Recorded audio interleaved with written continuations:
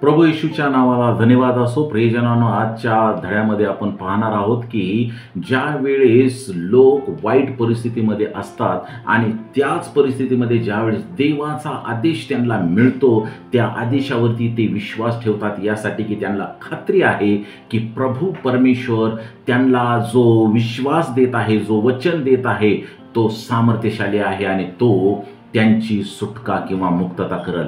प्रियजनांनो, Aaron आणि मोशेबद्दल विचार करा. ज्यावेळेस इस्रायल लोक अनेक मोठ्या अडचणीमध्ये होते, त्यावेळेस अहरोन आणि मोशे यांच्यावरती देवानं जबाबदारी दिली होती की जा आणि फारोला माझा निरोप सांगा की माझ्या लोकांना सोडव. आणि प्रियजनांनो, हे देवाचं वचन आहे, हे खात्रीशीर आहे आणि देव त्याच्या खात्रीला उतरेल. देव त्याच्या वचनांच्या द्वारेच कार्य करेल. देव त्याच्या वचनांच्या नुसारच चालेल, अशी खात्री मोशे आणि अहरोनाला होती. आणि म्हणून त्या विश्वासाने, त्या सामर्थ्याने, त्या अद्भुत अशा शक्तीने आणि त्या सामर्थ्यशाली परमेश्वरावर विश्वास ठेवून हे दोन भाऊ मोशे आणि अहरोन फारोला देवाचा निरोप घेऊन गेलेले आहेत.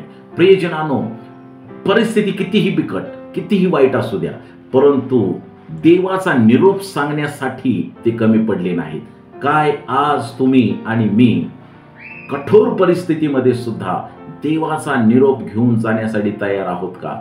जर असेल तर देवबाप तुम्हाला आशीर्वादित करो. परमेश्वर तुमची काळजी घेऊ. कृपा करून आमचे चॅनल सबस्क्राईब करा, लाईक शेअर करायला विसरू नका आणि तुमच्या काही कमेंट्स आणि काही प्रार्थना असतील तर त्या पाठवण्याला विसरू नका. देव तुम्हाला आशीर्वादित करो. प्रभू तुमची काळजी घेऊ. धन्यवाद. Thank you so much.